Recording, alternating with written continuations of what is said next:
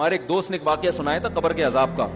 مجھے یقین نہیں تھا, میں نے کہا ایسا نہ ہو ان کے دماغ میں تخیل ہو. تو میں نے اس کی تصدیق کروائی اس علاقے میں, اس گاؤں میں, اور لوگوں کو کال کر کے پوچھی ایسا ہوا. انہوں نے کہا ایسا ہوا ہے. پھر مجھے یقین آیا. وہ قبر بار بار نا اس کو نکال کے باہر پھینک دیتی تھی, بندے کو ڈالتے تھے قبر میں. اس نے بہت سے علماء شہید کروائے تھے نالائق نے. اس کا جرم یہ تھا کہ وہ مخبریاں کر کر کے نا علماء کو قتل کرواتا تھا. اس مخبر کے ساتھ ایسا ہوا اس گاؤں میں. جب اس کو دفنایا ہے تو چلیں اب بات آئی گئی ہے تو پورا واقعہ سنا دوں. تو وہ جنہوں نے دفنایا نا, وہ ان سے میرا بھی تعلق تھا, میرے بیان سنتے تھے. تو مجھے آ کے انہوں نے واقعہ سنایا کہ ایسا کوئی مخبر تھا جو علماء کو شہید کرواتا تھا مخبریاں کر کر کے.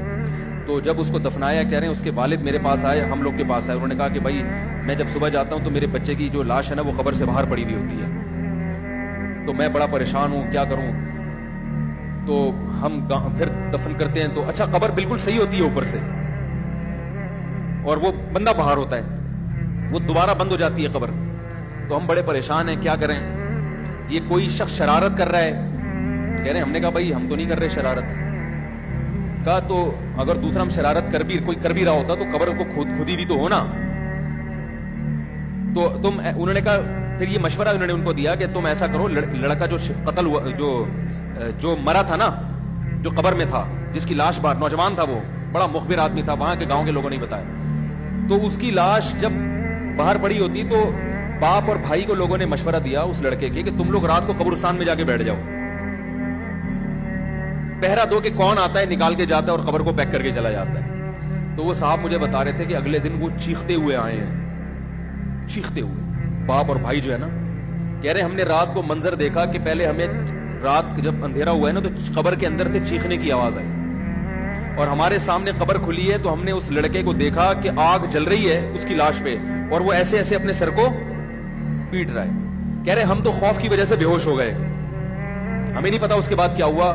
ہوش میں آیا تو وہ لاش باہر پڑی ہوئی. تو میں نے کہا یار پھینکو بھی دنیا میں کم نہیں ہوتے. تو میں نے پھر تصدیق کے لیے ایک دو لوگوں سے رابطہ کیا, انہوں نے بتایا کہ ایسا ہوا ہے ہمارے ساتھ. تو یہ جو ترکی کا جو تھا نا